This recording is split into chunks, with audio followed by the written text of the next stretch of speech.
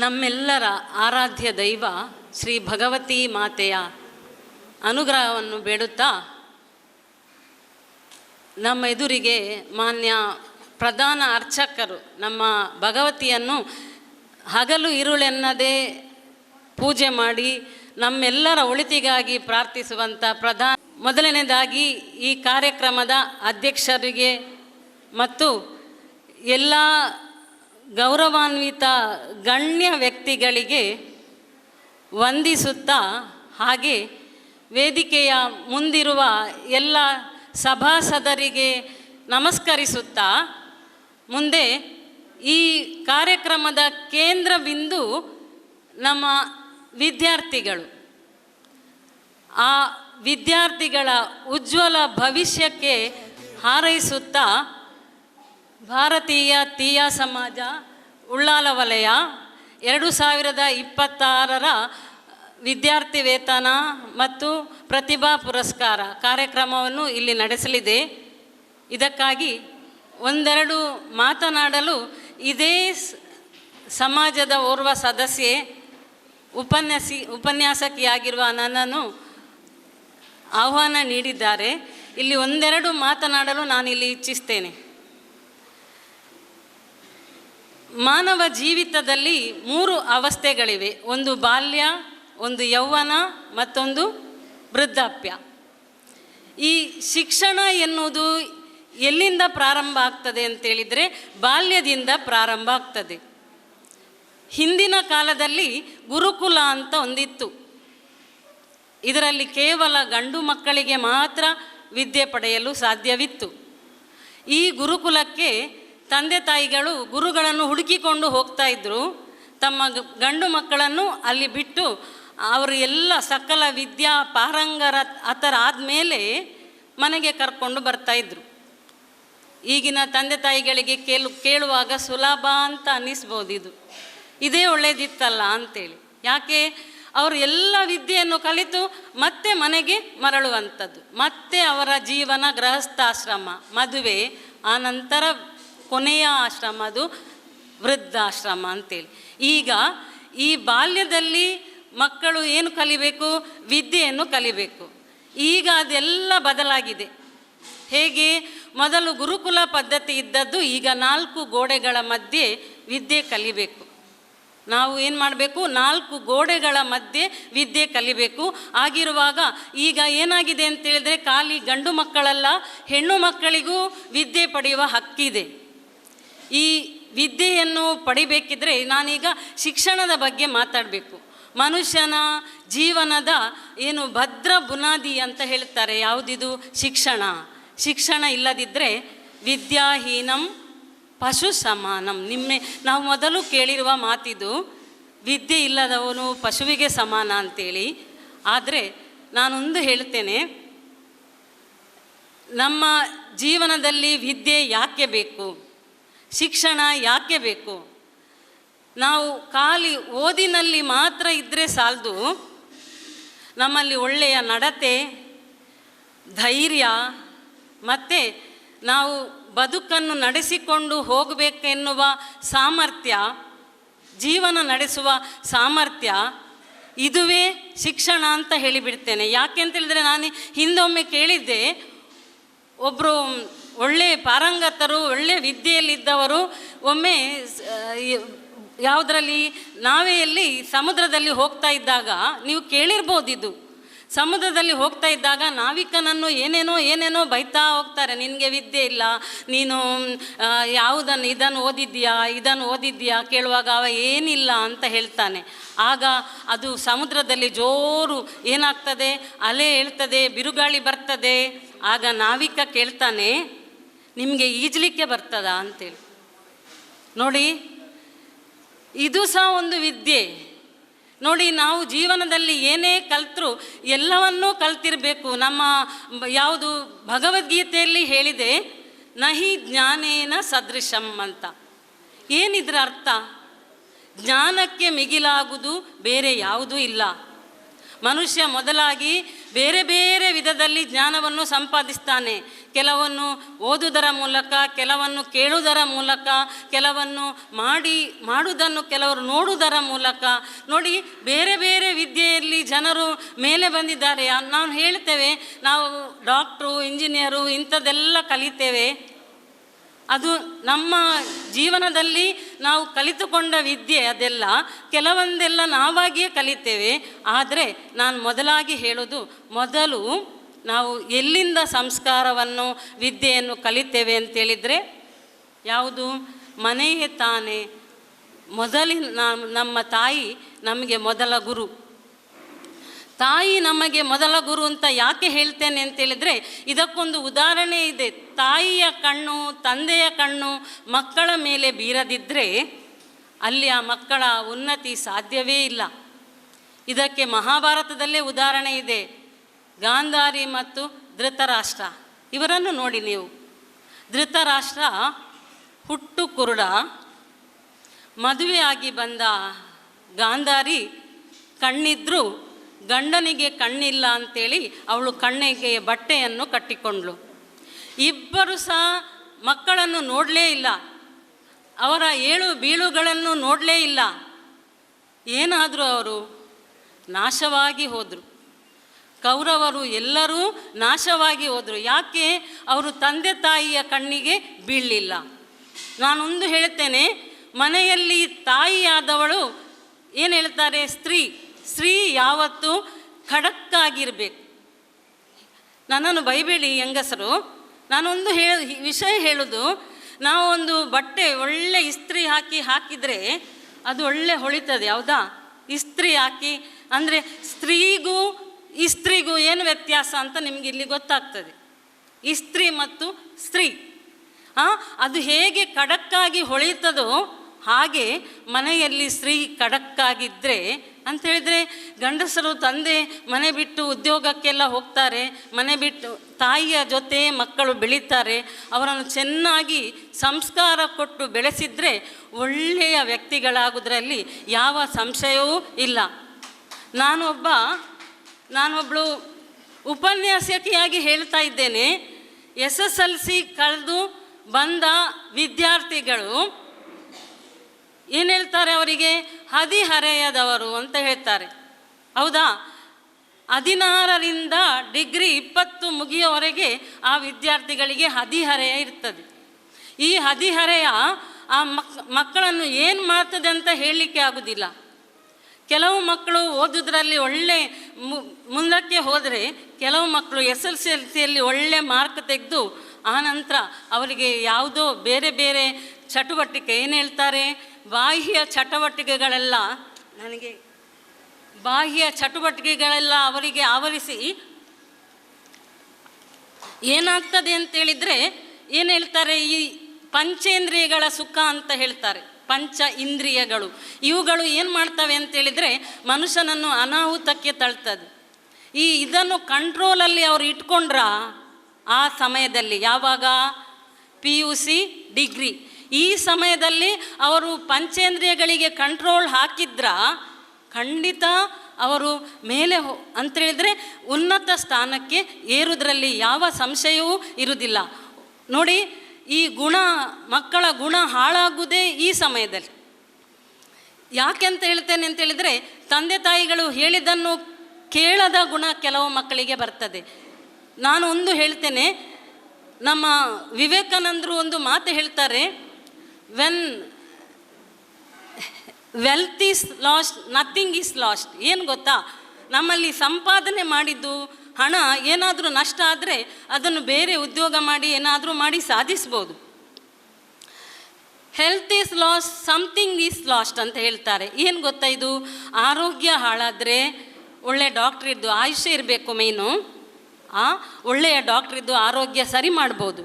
ಆದರೆ ಒಮ್ಮೆ ಗುಣ ಹಾಳಾದರೆ, ಒಳ್ಳೆಯ ಗುಣ ನೋಡಿ, ಅದನ್ನು ನಾವು ಬೇರೆ ಮಕ್ಕಳೊಟ್ಟಿಗೆ ಸೇರಿ ಕೆಟ್ಟವರ ಜೊತೆ ಸೇರಿ ಹಾಳು ಮಾಡಿಕೊಂಡ್ರೆ ಅದನ್ನು ಮತ್ತೆ ಸಂಪಾದಿಸಲಿಕ್ಕೆ ನಥಿಂಗ್ ನೋಡಿ, ಎವ್ರಿಥಿಂಗ್ ಈಸ್ ಲಾಸ್ಟ್ ಅಂತ ಹೇಳ್ತಾರೆ. ಯಾವುದು ನಮ್ಮ ಗುಣವನ್ನು ನಾಶ ಮಾಡಿದರೆ ಎಲ್ಲವೂ ನಾಶ ಆದಾಗೆ ಅಂತ ಹೇಳ್ತಾರೆ. ಅದಕ್ಕೆ ನಾನು ಈ PUC ವಿದ್ಯಾರ್ಥಿಗಳಿಗೆ ಅಥವಾ SLC ವಿದ್ಯಾರ್ಥಿಗಳಿಗೆ ಈಗಲೇ ಹೇಳ್ತಾ ಇದ್ದೇನೆ, ಒಳ್ಳೆಯ ಗುಣವನ್ನು ಸಂಪಾದನೆ ಮಾಡಿ ಒಳ್ಳೆಯ ಉನ್ನತ ಸ್ಥಾನಕ್ಕೆ ಏರಿ. ಅದಕ್ಕೆ ಒಮ್ಮೆ ಸಂಪಾದಿಸಿದ ಗುಣ ನೋಡಿ, ಒಂದು ಬಂಡೆಕಲ್ಲನ್ನು ಮೇಲೆ ಕೊಂಡೋಗಲಿಕ್ಕೆ ಎಷ್ಟು ಕಷ್ಟ ಇದೆಯೋ ಅದೇ ಬಂಡೆಕಲ್ಲನ್ನು ಮೇಲಿನಿಂದ ಕೆಳಗೆ ತಳ್ಳಬೇಕಿದ್ರೆ ತುಂಬ ಸುಲಭ. ಒಮ್ಮೆ ಸಂಪಾದಿಸಿದ ಗುಣವನ್ನು ಮತ್ತೆ ಸರಿಪಡಿಸಲಿಕ್ಕೆ ಸಾಧ್ಯವೇ ಇಲ್ಲ ಎನ್ನುವುದನ್ನು ನಾನು ಈ ಮೂಲಕ ಹೇಳ್ತಾ ಇದ್ದೇನೆ. ಮತ್ತೊಂದು ವಿಷಯ, ಒಂದು ರಾಮಕೃಷ್ಣ ಪರಮಹಂಸರ ಒಂದು ಆಶ್ರಮ ಅಂತೆ. ಈ ಆಶ್ರಮಕ್ಕೆ ಇದು ಎಲ್ಲ ಗೃಹಸ್ಥರಿಗೂ ಹೇಳುವಂಥ ವಿಷಯ. ಒಬ್ಬ ಗೃಹಸ್ಥ ಬಂದು ಹೇಳ್ತಾನೆ, ಗುರುಗಳೇ ನನಗೆ ಕುಡಿತ, ಜೂಜು ಇಂಥ ಕೆಟ್ಟ ಚಟಗಳೆಲ್ಲ ಅಂಟಿಕೊಂಡಿದೆ, ಹೇಗಾದರೂ ಮಾಡಿ ನನ್ನನ್ನು ಬಿಡಿಸಿ ಗುರುಗಳೇ ಅಂತ ಕೇಳ್ತಾ ಇದ್ದಾನಂತೆ. ಈ ರಾಮಕೃಷ್ಣ ಪರಮಹಂಸರಿಗೆ ಅರ್ಥ ಆಗ್ತದೆ ಇವನ ಇದೇನು ಅಂತೇಳಿ ಅವರು ನೇರವಾಗಿ ಅವನನ್ನು ಅವರ ಉದ್ಯಾನವನಕ್ಕೆ ಕರ್ಕೊಂಡು ಹೋಗ್ತಾರೆ ಅಂತೆ. ಉದ್ಯಾನವನಕ್ಕೆ ಕರ್ಕೊಂಡು ಹೋದಾಗ ಅಲ್ಲಿ ಒಬ್ಬ ಏನು ಮಾಡ್ತಾ ಇದ್ದಾನೆ ಗೊತ್ತಾ, ಮರವನ್ನು ಅಪ್ಪಿಕೊಂಡು ಬಿಡು ಬಿಡು ಅಂತ ಹೇಳ್ತಾ ಇದ್ದಾನಂತೆ. ನಿಮ್ಗೆ ಹೇಳುವಾಗ ಅರ್ಥ ಆಗ್ಬೋದು ಇದು ಏನಂತೇಳಿ. ನೋಡಿ, ಈ ಕೆಟ್ಟ ಚಟಗಳೆಲ್ಲ ಎನ್ನುವಂಥದ್ದು ಯಾವುದು ಗೊತ್ತಾ, ಅದಕ್ಕೆ ಜೀವ ಇದೆಯಾ, ಬುದ್ಧಿ ಇದೆಯಾ? ಯಾವುದು ಇಲ್ಲ ಅದಕ್ಕೆ. ಯಾರಿಗೆ ಬುದ್ಧಿ ಇರುವುದು? ನಮ್ಮ ಮನುಷ್ಯನಿಗೆ ಬುದ್ಧಿ ಇರುವುದು.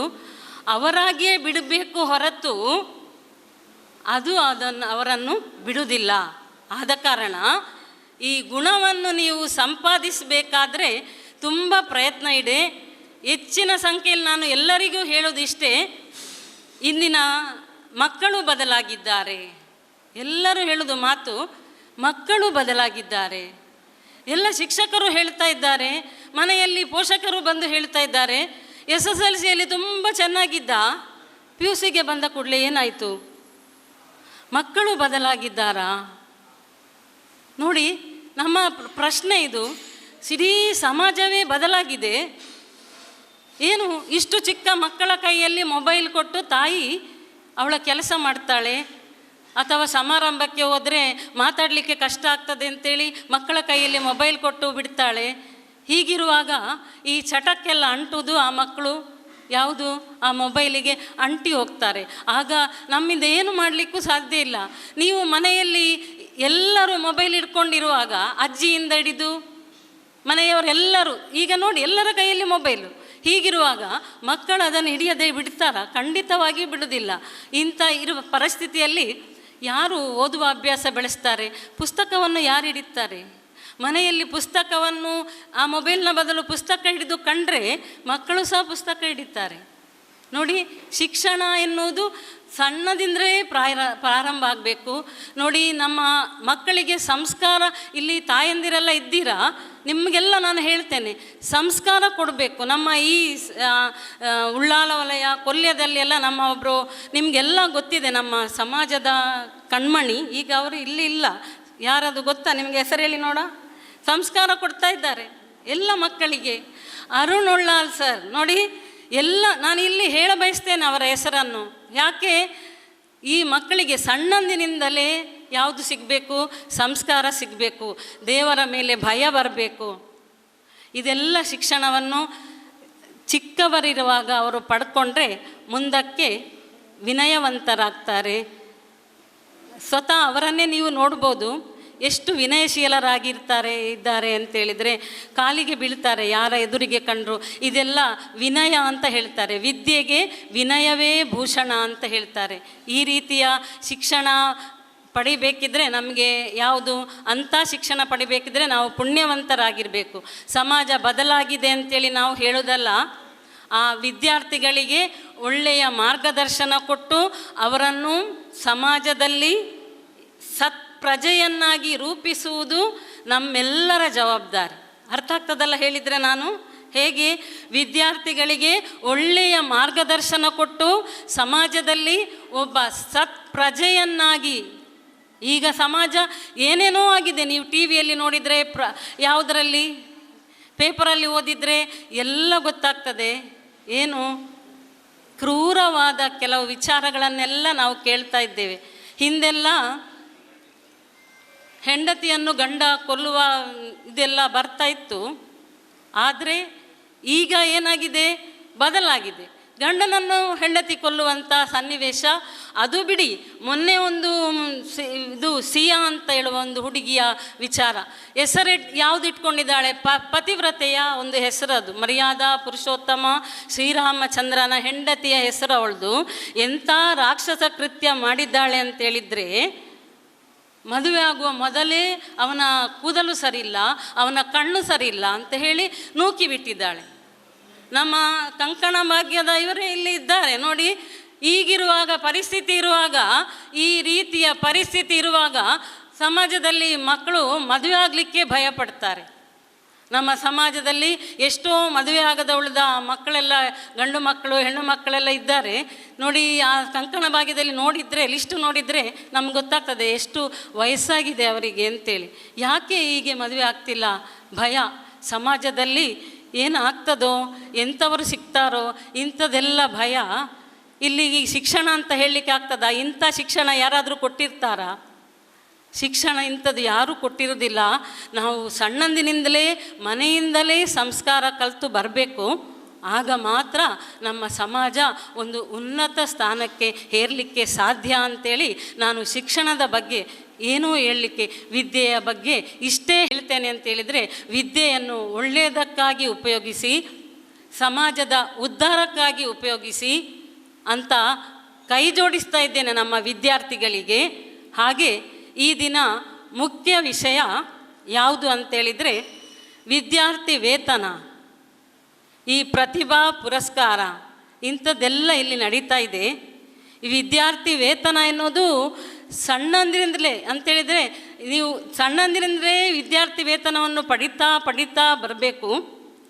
ಇದೀಗ ನಿಮಗೆ ಇದು ಕೆಲವರಿಗೆ ಮೊದಲ ಹಂತ ಆಗಿರ್ಬೋದು, ವಿದ್ಯಾರ್ಥಿ ವೇತನ ಪಡೆಯುವಂಥದ್ದು. ಹಾಗೆ ಸರಕಾರದಿಂದ ಅನೇಕ ವಿದ್ಯಾರ್ಥಿ ವೇತನಗಳು ಸಿಗ್ತದೆ. ಎಲ್ಲ ಕಟ್ಟಡ ಕಾರ್ಮಿಕರ ಮಕ್ಕಳಿಗೆ, ಬಿಡಿ ಕಾರ್ಮಿಕರ ಮಕ್ಕಳಿಗೆ, ಹೀಗೆ ಅನೇಕ ವಿದ್ಯಾರ್ಥಿ ವೇತನಗಳು ಸಿಗ್ತದೆ. ಇದನ್ನು ನೀವು ಸದುಪಯೋಗ ಪಡಿಸಿಕೊಳ್ಬೇಕು. ಈ ವಿದ್ಯಾರ್ಥಿ ವೇತನ ನಿಮ್ಮ ಜೀವನಕ್ಕೆ ಒಂದು ಆದರ್ಶ ಆಗಬೇಕು. ವಿದ್ಯಾರ್ಥಿ ವೇತನವನ್ನು ಪಡೆದು ನಾನು ಮುಂದೆ ಒಳ್ಳೆಯ ವಿದ್ಯೆಯನ್ನು ಪಡಿತೇನೆ ಎನ್ನುವ ಒಂದು ಗತ್ತಿನಿಂದ ಹೇಳುವಂಥವರಾಗಬೇಕು ವಿದ್ಯಾರ್ಥಿಗಳು.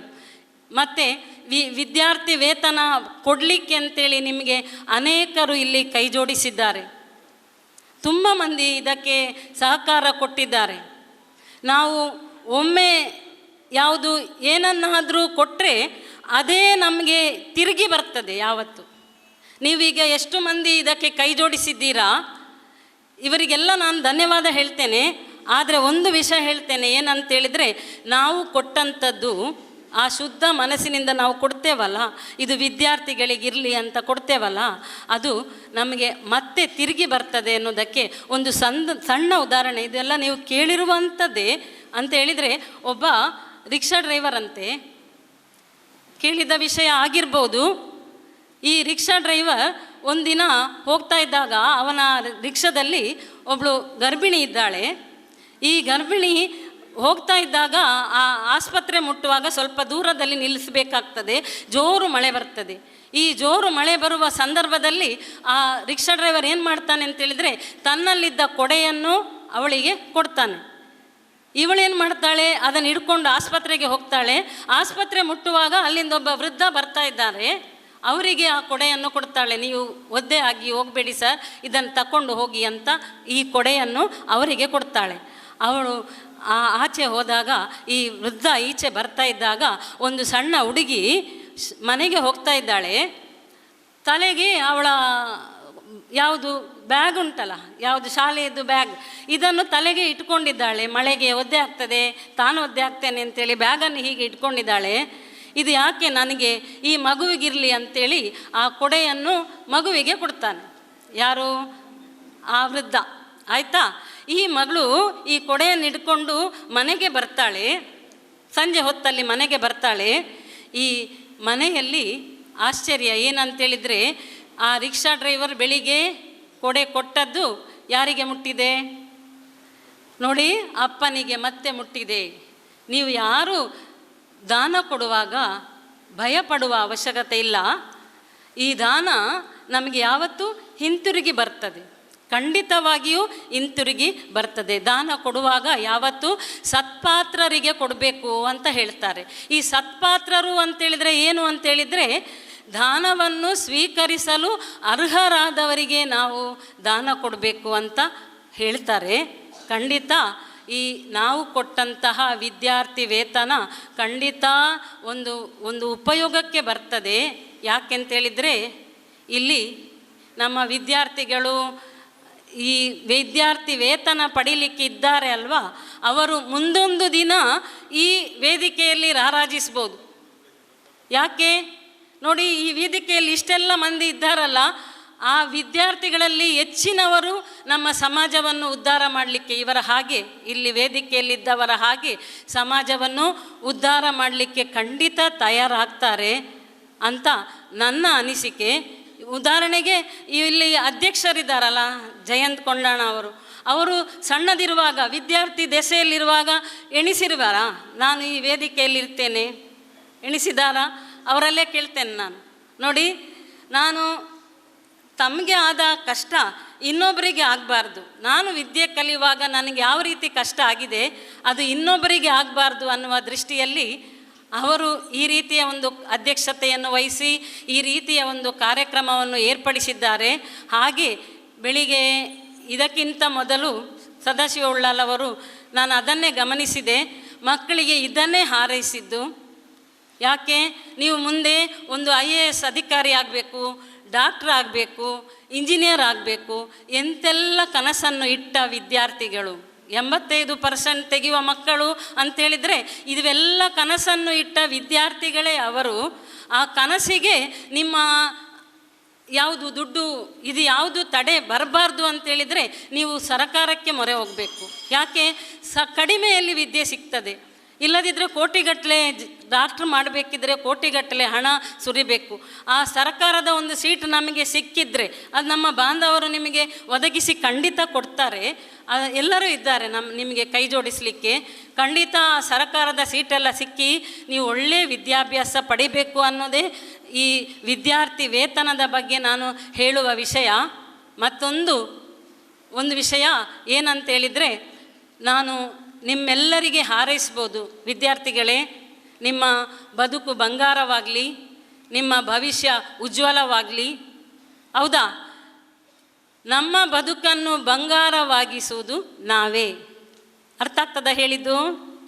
ನೋಡಿ, ನಾವು ತಿನ್ನುವ ಊಟವನ್ನು ನಾವೇ ತಿನ್ನಬೇಕು ಹೊರತು ನಮ್ಮ ತಂದೆ ತಾಯಿ, ನಮ್ಮ ಗುರುಗಳು ಯಾರಾದರೂ ತಿಂದರೆ ನಮ್ಮ ಹೊಟ್ಟೆ ತುಂಬುತ್ತದಾ? ಖಂಡಿತ ಸಾಧ್ಯ ಇಲ್ಲ. ಆದ ಕಾರಣ ನೀವು ನಿಮ್ಮ ಭವಿಷ್ಯಕ್ಕಾಗಿ ನಮ್ಮ ಈ ವೇದಿಕೆಯಲ್ಲಿದ್ದವರು, ನನ್ನದು ಎಲ್ಲರ ಹಾರೈಕೆ ಇದೆ. ಉಜ್ವಲ ಮಾಡಿಸುವ ಯಾವುದು ಒಂದು ಛಲ ನಮ್ಮ ವಿದ್ಯಾರ್ಥಿಗಳಲ್ಲಿ ಇರಬೇಕು. ನಮ್ಮ ಈ ತೀಯ ಸಮಾಜ ಉನ್ನತ ಮಟ್ಟಕ್ಕೇರಬೇಕು. ಮತ್ತು ಮಕ್ಕಳಲ್ಲಿ ಕೊನೆಯದಾಗಿ ನಾನು ಹೇಳುವುದು, ನಿಮ್ಮ ಮನೆಯಲ್ಲಿ ಹೇಳುವ ಬುದ್ಧಿ ಮಾತನ್ನು ಕಿವಿ ಕೊಟ್ಟು ಕೇಳಿ ಮಕ್ಕಳೇ. ನನ್ನ ಮಲಯಾಳದಲ್ಲಿ ಒಂದು ಗಾದೆ ಮಾತಿದೆ, ಮೂತೋರೆ ಬಾಕು ಒರಿಕ್ಕ ಕೈಕು ಪಿನ್ನ ಮದುರುಕು. ಯಾರು ಹೇಳ್ತೀರಾ ಇದು ಏನಂತೇಳಿ? ಮೂತೋರೆ ಬಾಕು ಒರಿಕ್ಕ ಕೈಕು ಪಿನ್ನ ಮದುರುಕು. ಯಾವುದು ಒಂದು ವಿಷಯದ ಬಗ್ಗೆ ನಾನು ಹೇಳ್ತಾ ಇದ್ದೇನೆ. ಯಾವುದದು ಹೇಳಿ? ಯಾವುದು? ಒಮ್ಮೆ ಕಹಿ ಆಗ್ತದೆ, ಮತ್ತೆ ಸಿಹಿ ಆಗ್ತದೆ. ಯಾವುದಿದು? ನೆಲ್ಲಿಕಾಯಿ ನೋಡಿದ್ದೀರಾ? ನೆಲ್ಲಿಕಾಯಿ ಒಮ್ಮೆ ತಿನ್ನುವಾಗ ಏನಾಗ್ತದೆ? ಕಹಿ ಆಗ್ತದೆ, ಆಯಿತಾ? ಮತ್ತೆ ಸ್ವಲ್ಪ ಹೊತ್ತು ಕಳೆಯುವಾಗ ನೀರು ಕುಡಿದ್ರೆ ಏನಾದ್ರು ಮಾಡಿ ನಿಮಗೆ ಸಿಹಿ ಆಗ್ತದೆ. ಅದು ಆಗಿರುವಾಗ ಹಿರಿಯರು ಹೇಳಿದ ಮಾತು ತಪ್ಪದೆ ಕೇಳದಿದ್ದರೆ ಅನಾಹುತ ಖಂಡಿತ. ನಾನು PUCಯಲ್ಲಿ ಎಷ್ಟೋ ವಿದ್ಯಾರ್ಥಿಗಳ ಸಾವು ನೋಡಿದ್ದೇನೆ. ಮನೆಯಲ್ಲಿ ಕೇಳದೆ ಕೀ ತಕ್ಕೊಂಡು ಬೈಕಲ್ಲಿ 3 ಮಂದಿಯೆಲ್ಲ ಹೋಗಿ ಬರುವಾಗ ಹೆಣ ಬರುವುದು ಮನೆಯಲ್ಲಿ ತಂದೆ ತಾಯಿ ಮಲಗಿದ್ದಾರೆ, ಹೇಳದೆ ಹೋಗಿ. ಹೌದಾ? ಇಂತಹ ಕೆಟ್ಟ ಚಟ ಮಕ್ಕಳಿಗೆ ಬುದ್ಧಿ ಬರಲೇಬಾರ್ದು. ಯಾವುದಿದ್ರೂ ಹಿರಿಯರ ಮಾತು ಕೇಳಬೇಕು, ಸುಳ್ಳು ಇರಬಾರ್ದು, ಇನ್ನೊಬ್ಬರ ಮೇಲೆ ದ್ವೇಷ ಇರಬಾರ್ದು. ಎಲ್ಲರೂ ಒಟ್ಟಿಗೆ ಬಾಳುವಂಥ ಗುಣ ನಿಮ್ಮಲ್ಲಿರಬೇಕು. ಕೊನೆಯದಾಗಿ ನಾನು ಇಷ್ಟೇ ಹೇಳೋದು, ನಮ್ಮ ಡಿ ವಿ ಜಿಯವರ ಒಂದು ಕಗ್ಗ, ಅದರಲ್ಲಿ ಹುಲ್ಲಾಗು ಬೆಟ್ಟದಡಿ ಮನೆಗೆ ಮಲ್ಲಿಗೆಯಾಗು, ಕಲ್ಲಾಗು ಕಷ್ಟಗಳ ಮಳೆಯ ವಿಧಿಸುರಿಗೆ, ಬೆಲ್ಲ ಸಕ್ಕರೆಯಾಗು ದೀನ ದುರ್ಬಲರಿಗೆ, ಎಲ್ಲರೊಳಗೊಂದಾಗು ಅಂತ ಅವರು ಹೇಳ್ತಾರೆ. ಅದೊಂದು ಎಂಥ ಒಳ್ಳೆಯ ಮಾತು ನೋಡಿ. ಮನೆಯಲ್ಲಿ ಹುಲ್ಲು, ಬೆಟ್ಟದಡಿಯ ಹುಲ್ಲು ಎಷ್ಟು ನಯವಾಗಿ, ಎಷ್ಟು ಸೊಂಪಾಗಿ ಬೆಳೀತದೆ, ಹಾಗೆ ನೀವು ಬೆಳಿಬೇಕು. ಮನೆಯಲ್ಲಿ ಮಲ್ಲಿಗೆಯ ಹಾಗೆ ಪರಿಮಳ ಬೀರಬೇಕು. ಕೆಟ್ಟ ಮಕ್ಕಳಿದ್ದರೆ, ಒಳ್ಳೆಯ ಮಕ್ಕಳಿದ್ದರೆ ಶಿವ ಅಂತ ಪೂಜಿಸ್ತಾರೆ, ಕೆಟ್ಟ ಮಕ್ಕಳಿದ್ದರೆ ಶವ ಅಂತ ಅಳ್ತಾರೆ. ಕೇಳಿದ್ರಾ? ಕೆಟ್ಟ ಮಕ್ಕಳು. ನನ್ನ ಕೆಲವು ವಿದ್ಯಾರ್ಥಿಗಳ ತಂಗಿಯಂದಿರು ಬಂದು, ನಮ್ಮ ಅಣ್ಣ ಕುಡಿದು ಬಂದು ಏನೆಲ್ಲ ತಂದೆಗೆ ಬಡಿತಾನೆ, ಹೊಡಿತಾನೆ, ನಮಗೆ ನೋಡಲಿಕ್ಕೆ ಆಗೋದಿಲ್ಲ. ಇಂಥ ಮಕ್ಕಳು ಬೇಕಾ? ಕೇಳಿ, ಈ ಸಮಾಜಕ್ಕೆ ಇಂಥ ಮಕ್ಕಳು ಖಂಡಿತ ಬೇಡ. ಆದ ಕಾರಣ ಒಳ್ಳೆಯ ಗುಣವನ್ನು ರೂಪಿಸಿ ಮಲ್ಲಿಗೆಯಂತಿರಿ. ಕಷ್ಟ ಬಂದರೆ ಕೂಡಲೇ ಏನಾದರೂ ಮಾಡೋದಲ್ಲ. ಯಾವತ್ತೂ ಕಷ್ಟಕ್ಕೆ, ಸಮಸ್ಯೆಗೆ ಪರಿಹಾರ ಇದ್ದೇ ಇರ್ತದೆ. ಈ ಪರಿಹಾರವನ್ನು ಹುಡುಕಿಕೊಂಡು ಹೋಗುವ ಬದಲು ಆತ್ಮಹತ್ಯೆಯೋ ಏನೋ ಮಾಡುವುದಲ್ಲ.